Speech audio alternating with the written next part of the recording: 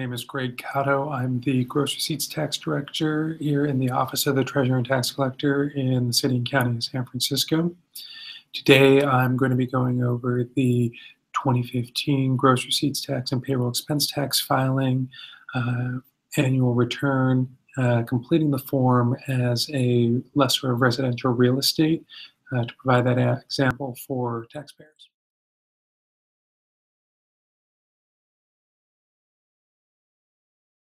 The first thing I'm going to do is show you the letter that we are sending to taxpayers. You should have received this in the mail if you are a taxpayer. And the item here is the that I'm going to highlight is the business account number and the online PIN. Of course, in your letter, those will be filled in with your business account number and your 8-digit alphanumeric PIN, and that will allow you to sign into the form, and so you can use that when you log in. So I'm going to go ahead and go to our website, which is where you would go next.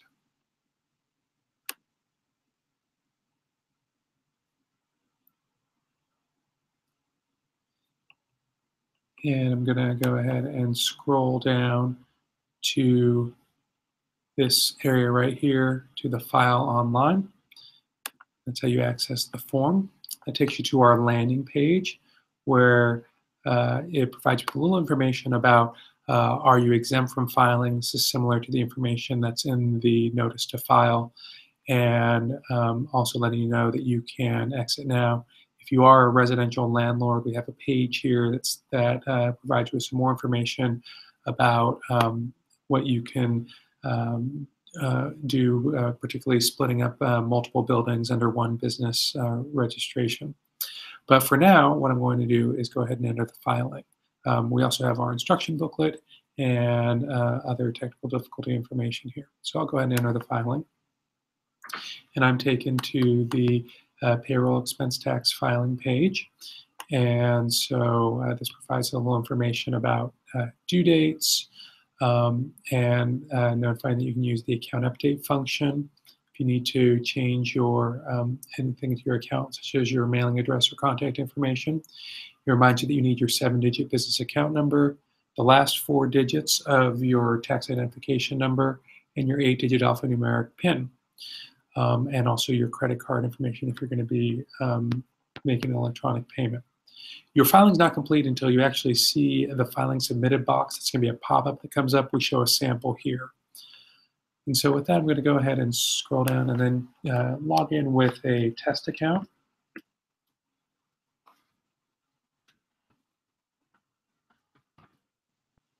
Okay, we're in.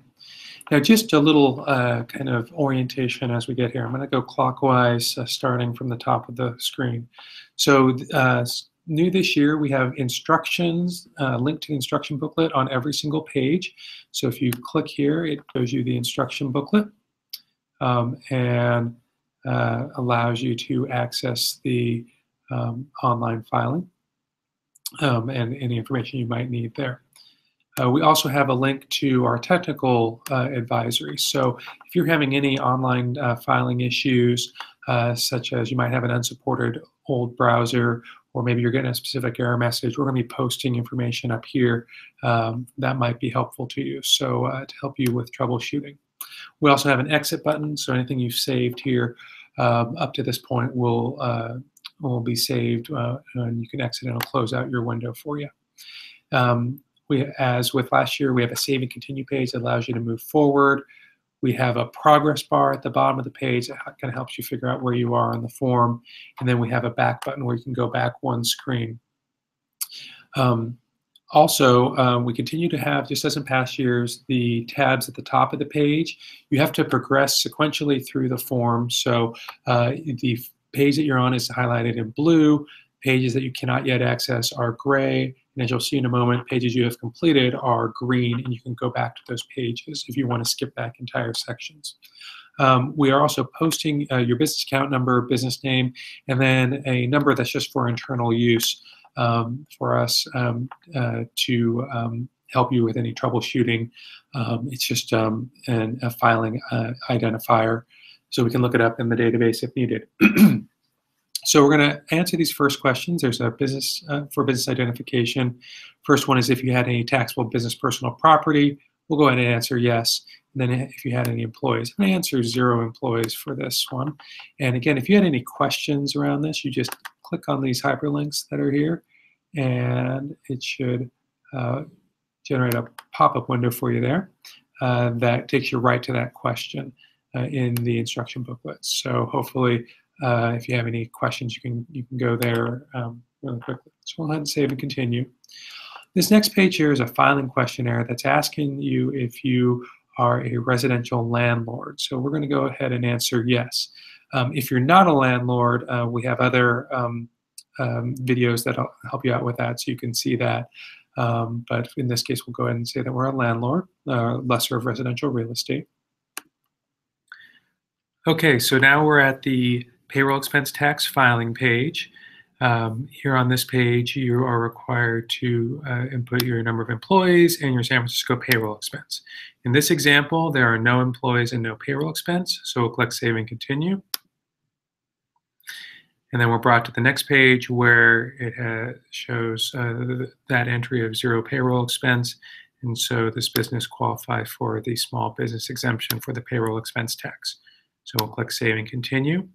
And then we're brought to the Lessor of Residential Real Estate Gross Receipts Tax filing page.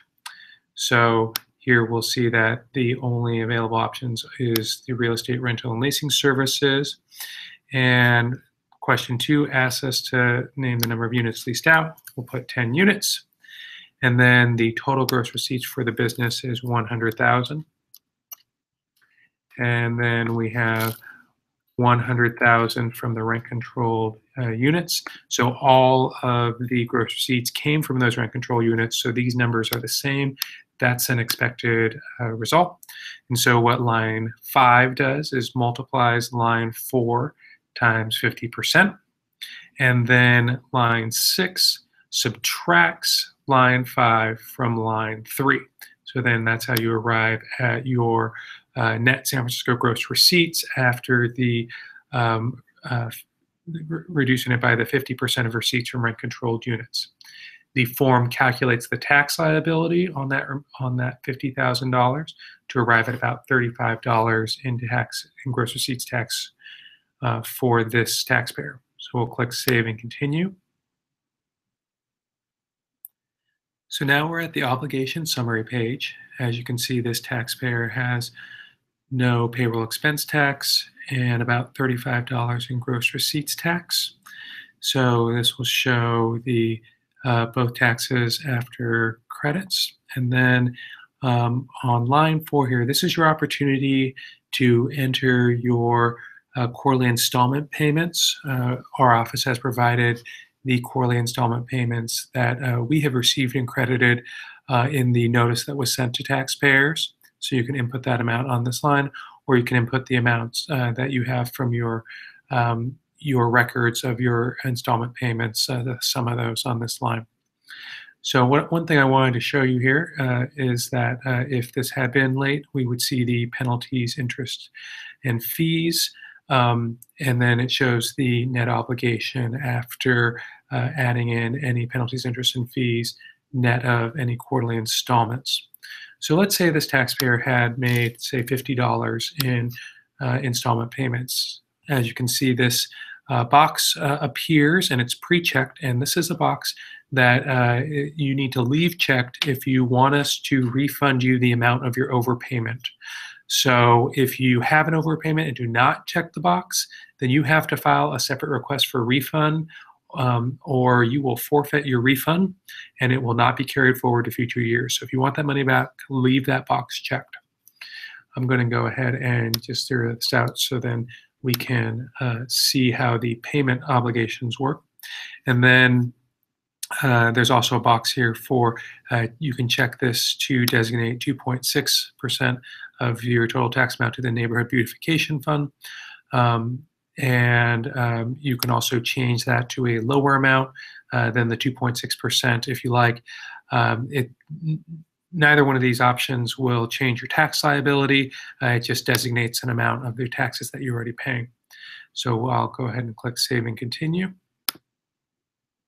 And here we are on the taxpayer statement page. This has already been filled in. I'll go ahead and fill it in myself just to kind of show you what we have here. So GK, it's pre-filled out. The tax collector and then we'll just save this. Now I also have the opportunity before I hit submit just to do a quick double check and get a pop-up window that shows all the information I have input for this taxpayer so that we can make sure that everything that I wanted to do was in there. And I'll see, oh, I have a refund. And I'll say, well, let me just pop right back here. So I can use the back button. And let's say actually I didn't have that $50 there. So I'll go ahead and hit zero that out. I didn't make any quarterly installment payments. Then the refund box goes away. And now I owe about $35. I'm going to check this and recheck. And then I'll hit submit.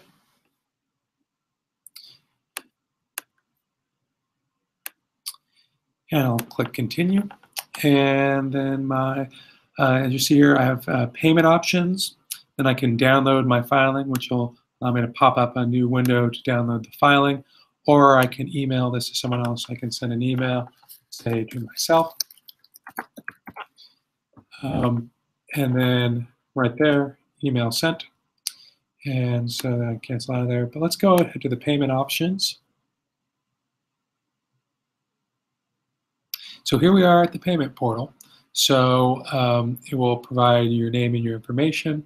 And then because this is a test account, it has a number of items on it. But we'll go ahead and pull up the gross receipts item. One thing I wanted to make sure you're aware of, you just select whichever obligation you want to pay. And then let's say that I disagreed with this amount because I had made a payment, but I hadn't inputted on the other side. So I say, gosh, you know, I just want to pay, say, $20 here. I can go ahead and enter $20, and the form will allow me to do that. And then I can go ahead and print the payment stub. And there you go. This is a payment stub. I can go ahead and print this out, mail it in with my check, and I'm all set to go. I can just pull it off right there, and I'm all set.